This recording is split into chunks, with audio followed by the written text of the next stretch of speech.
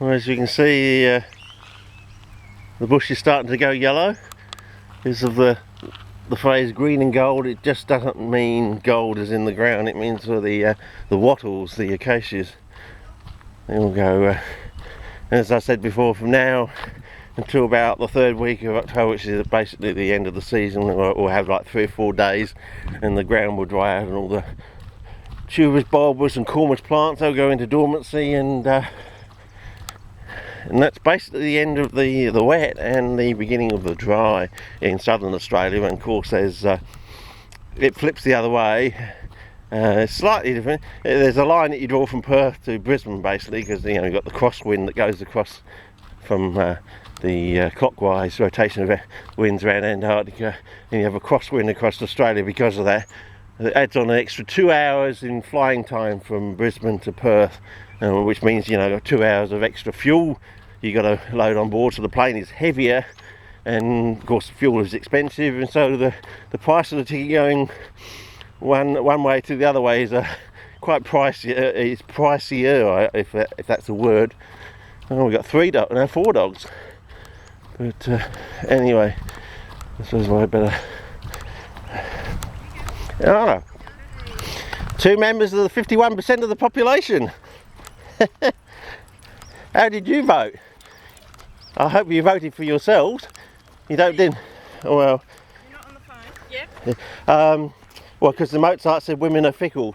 Don't prove him right, please. Well, he was very smart, wasn't he? We haven't had another Mozart for how many hundreds of years?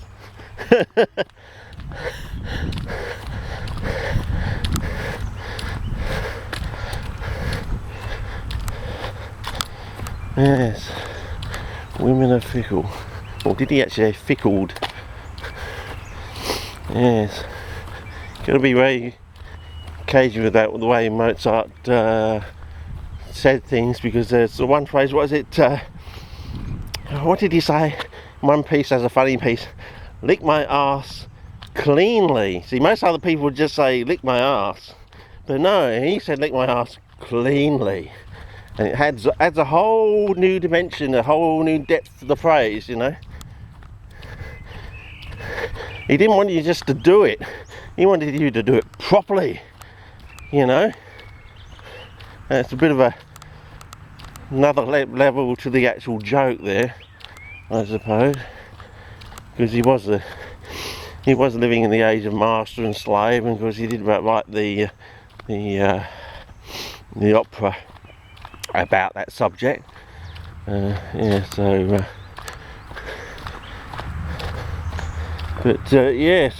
I mean, he was the first, really the first freelance composer, I suppose, in a way, until Beethoven got his stipend from those 3 that basically paid him a pocket money wage to just write whatever he wanted, which was good. But here we got here. They are pelties, but they've got no basal rosettes on them. So this argument that about basal rosettes has got a long way to go, I reckon. Well, I find the ones at home that I know come from plants that have big basal rosettes, they're actually hookery eyes, they just come straight. If they're growing in damp soil that stays damp right through the dormancy period, they seem to just come up without producing any basal rosette. So I don't know if that's the answer. But they're not totally glutted here, are they? But we'll probably see the ones out at Mount Bold later on, and these clips are probably not going to be worth anything because I've filled them up with rants and raves. And well, you've got to be honest, don't you? I mean, you can't be a composer if you're not honest. I mean, that's the whole thing. Even Mozart had his rants and raves,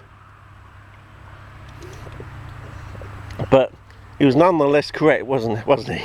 I mean, he stood the test of time. But yeah, anyway, I think I'll have to start a new clip soon. There's more people coming. Oh, I can still see moisture running across the edge of the pathway down there, glinting in the sunlight. Well, that's amazing to film that, I think.